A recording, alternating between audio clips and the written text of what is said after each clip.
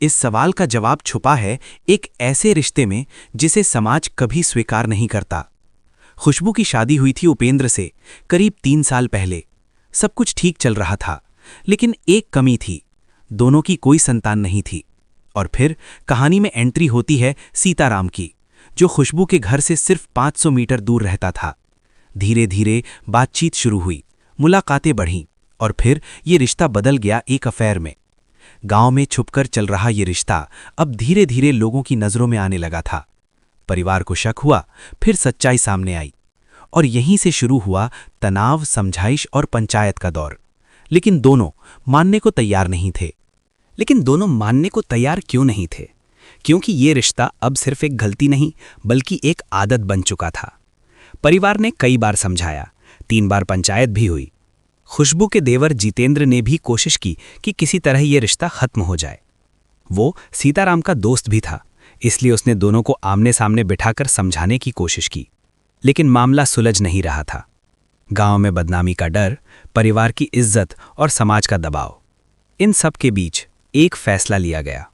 ऐसा फैसला जो शायद इस कहानी का सबसे बड़ा मोड़ बन गया।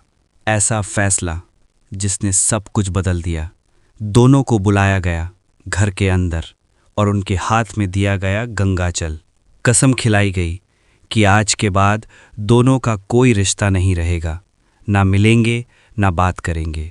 सबकी निगाहें खुशबू पर थीं और खुशबू ने सबके सामने कसम खाई कि उसका सीताराम से अब कोई संबंध नहीं है। ये शब्द सीताराम के कानों में जैसे आग बनकर गिरे। जिस लड़की के साथ वो रिश्ते में था, जिसे वो अपना मानता था, उसी ने सबके सामने उसे ठुकरा दिया। उसका अहंकार, उसकी इज्जत, सब कुछ चूर हो गया।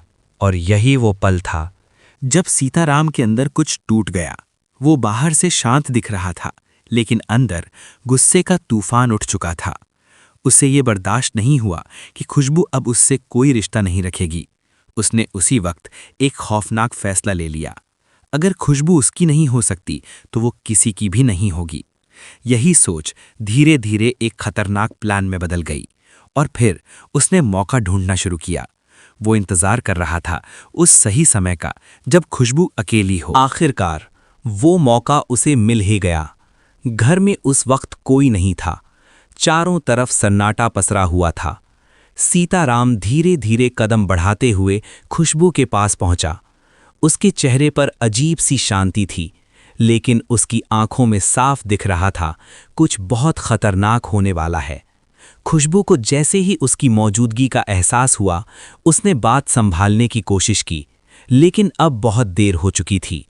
सीताराम ने बिना कुछ सोचे अपने अंदर भरे गुस्से को बाहर निकाल दिया। दोनों के बीच जोरदार बहस शुरू हो गई। आवाजें ऊंची होती गईं, और फिर एक ऐसा पल आया जब गुस्से ने इंसानियत को पूरी तरह खत्म कर दिया। और उसी पल हो गया वो जिसने सब कुछ बदल दिया। कुछ ही सेकंड में सब कुछ खामोश हो गया। जहां कुछ देर पहले बहस की आवाजें गूंज रही थी, अब वहां सिर्फ सन्नाटा था। खुशबू जमीन पर पड़ी थी और सीताराम वहीं खड़ा सब देख रहा था। उसके हाथ कांप रहे थे, सांसें तेज हो चुकी थी और माथे पर पसीना साफ दिखाई दे रहा था। उसका गुस्सा अब ठंडा हो चुका था, लेकिन जो हो चुका था उसे वो अब कभी नहीं बदल सकता था। कुछ पल के लिए वो बिल्कुल जड़ हो गया, जैसे उसे समझ ही नहीं आ रहा था कि अभी अभी उसने क्या कर दिया।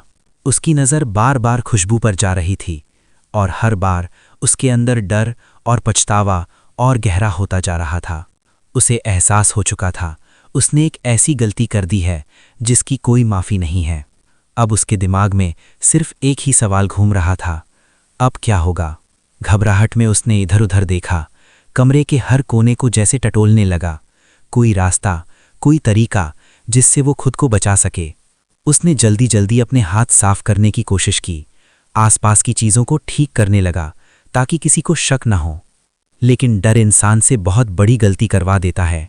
जल्दबाजी में वो और भी ज़्यादा निशान छोड़ता जा रहा था। उसके कदम लड़खड़ा रहे थे, दिल इतनी तेज धड़क रहा था कि जैसे अभी बाहर निकल आएगा। वो बार बार दरवाजे की तरफ देख रहा था, जैसे उसे डर हो कि कोई भी कभी भी अंदर आ सकता है।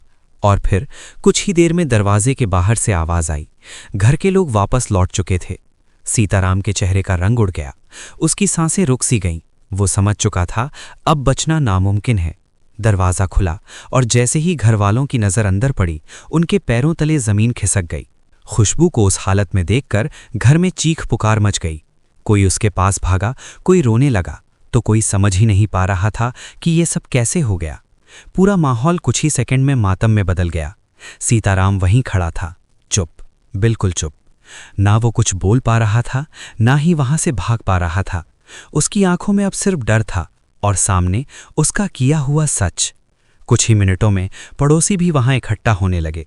हर कोई बस एक ही सवाल पूछ रहा था कि आखिर ये हुआ कैसे, लेकिन जवाब किसी के पास नहीं था। फिर किसी ने तुरंत पुलिस को फोन किया और थोड़ी ही देर में सायरन की आवाज़ पूरे इलाके में गूंज उठी। पुलिस मौके पर पहुंच चुकी थी। उन्होंने जैसे ही हालात देखे, उन्हें समझते देर नहीं लगी कि मामला कितना गंभीर है। सीताराम को तुरंत हिरासत में ले लिया गया। उससे सवाल पूछे जाने लगे, लेकिन वो अभी भी सदमे में था। उसके पास शब्द नहीं थे, बस खामोशी थी। और वही खामोशी अब उसके खिलाफ सबसे बड़ा सबूत बनने वाली थी, क्योंकि सच चाहे जितना छुपाओ, एक न एक दिन सामने आ ही जाता है।